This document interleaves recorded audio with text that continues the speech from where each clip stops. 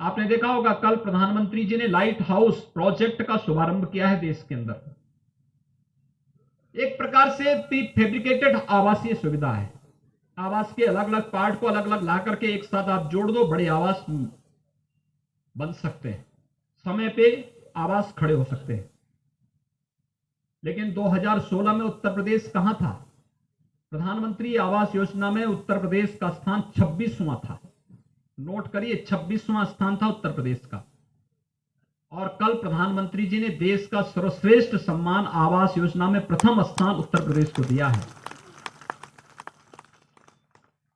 यानी उत्तर प्रदेश 17,58,000 आवास इस दौरान इतने गरीब परिवारों को शहरी क्षेत्र में एक एक आवास उपलब्ध कराने का कार्य उत्तर प्रदेश ने किया है।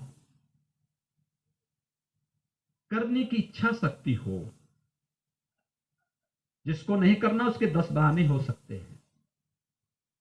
लोग कहते थे, मुझे याद है जब गोरखपुर की वायु सेवा हमें प्रारंभ करनी थी तो गोरखपुर के लिए जो सर्वे आया, सर्वे में कहा गया 6 पैसेंजर हैं।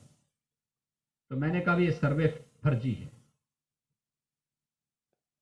और आज आप देखिए 8 शहरों से गोरखपुर जुड़ा हुआ है वायु सेवा से।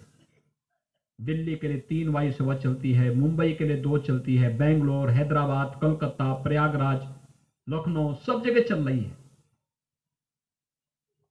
जगह नहीं पड़ी, वायु यानी एयरपोर्ट पे जगह ही नहीं है, कहां पे एयरक्राफ्ट खड़ा होगा। ये जितना भी वायु सेवा का विस्तार हुआ है, ये विकास में भी सहयोगी बना है।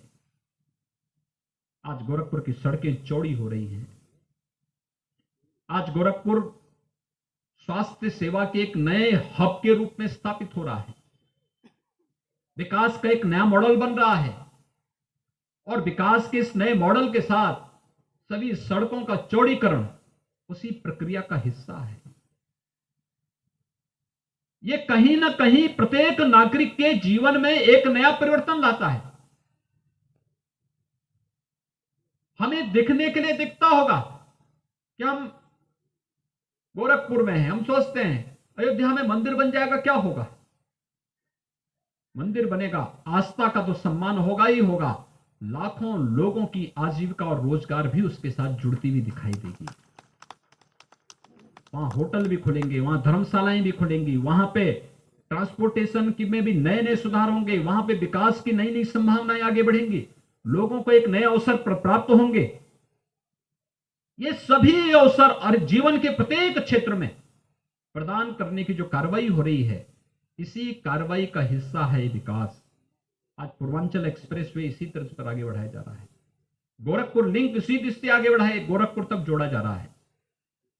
विकास आज की आवश्यकता है और विकास के साथ हर एक व्यक्ति जब जुड़ता हुआ दिखाई देगा, हम में से हर व्यक्ति कहीं ना कहीं उसका पार्ट है।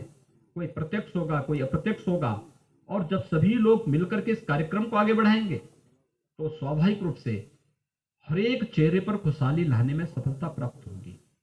और मुझे प्रसन्नता है कि हमारा अधिवक्ता समुदाय सम विषम परिस्थितियों में इस कार्यक्रम को सफलतापूर्वक आगे बढ़ाने में पूरी मजबूती के साथ लगा हुआ है। मुझे ये बताते हुए प्रसन्नता है कि प्रदेश के अंदर प्रदेश सरकार ने जो अधिवक्ता सामाजिक सुरक्षा निधि योजना के अंतर्गत 1474 अधिवक्ताओं को कल्याण निधि से अब तक उसका भुगतान करने की कार्रवाई तो सफलतापूर्वक आगे बढ़ाया ही है। लेकिन साथ साथ हम लोगों ने 2017 में जब विधानसभा का चुनाव हुआ था, उस समय हम लोगों ने लोक कल्याण संकल्प पत्र में एक बात कही थी, और वह कही थी कि अगर अधिवक्ता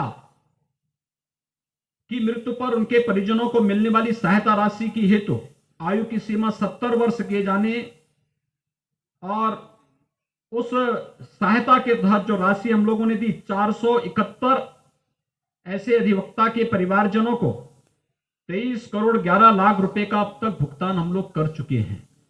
जिन अधिवक्ताओं की इस दौरान मृत्यु हुई और उत्तर प्रदेश में अधिवक्ता सामाजिक सुरक्षा निधि के अंतर्गत मृत्यु दावे के रूप में 662